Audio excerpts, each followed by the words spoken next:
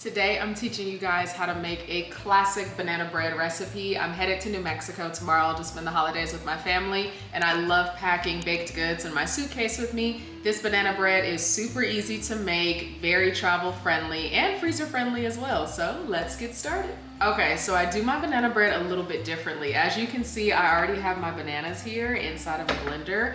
I do not like chunks of bananas inside of banana bread. I just like the taste of the bananas, the moisture of the bananas, and I like everything to be smooth, creamy, and moist. So I puree my bananas as well as all my wet ingredients inside of a blender. I've already got 3 bananas in there, 2 eggs. I'm gonna use 1 cup of granulated sugar because the bananas kind of already provide most of the sweetness that we need. I'm gonna add in about 1 teaspoon of vanilla extract. Maybe a little bit more.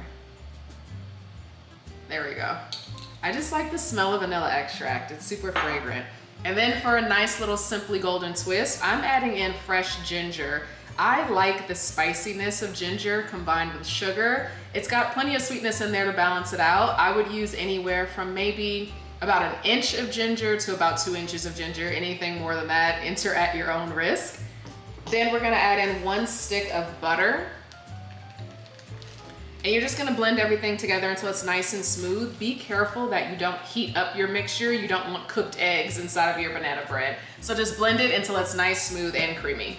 Once your mixture starts to look smooth and creamy, no chunks of bananas, no chunks of butter in there, then it's time to mix your wet with your dry.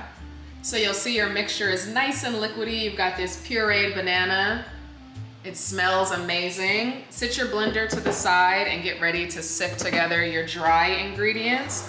I added a little bit of a spice surprise in mine. I have this apple spice that I use every year when I make apple pie. And so I'm gonna add a little bit to my banana bread. If you wanna add a little razzle dazzle to yours, I recommend adding in about 1 teaspoon of ground cinnamon.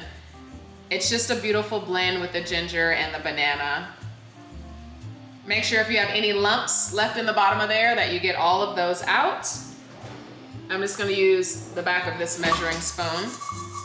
Sometimes the baking soda and baking powder clump up. You just wanna make sure you get it all out of there. Last step, yes, we are almost done. You're just gonna combine, gently fold together your pureed banana with your dry mixture. And then if you want to, you can also add in some nuts.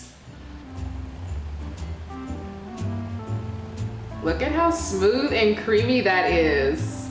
This is gonna be so good.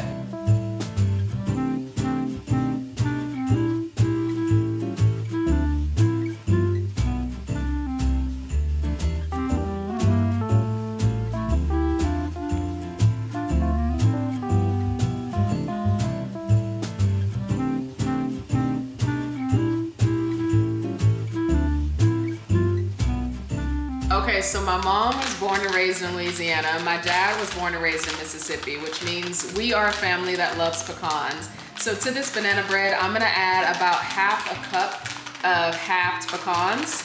You can chop them up if you want to. You could use walnuts, that's also another really good option. Or you can use seeds if you have people in your family that are allergic to nuts. It just adds like a nice crunch, a variation in textures. You'll have the moisture from the banana bread, but then you'll have the crunchiness from the pecans as well. And just gently fold those in.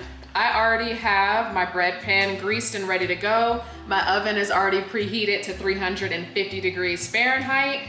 I'm gonna pour this inside of the bread tin and then put them in the oven for about 50 minutes before checking on them. Before you pop it inside the oven, just give it a little bit of a shake. That way all the batter is evenly spread out, which means that the bread is going to rise evenly. And then into the oven we go.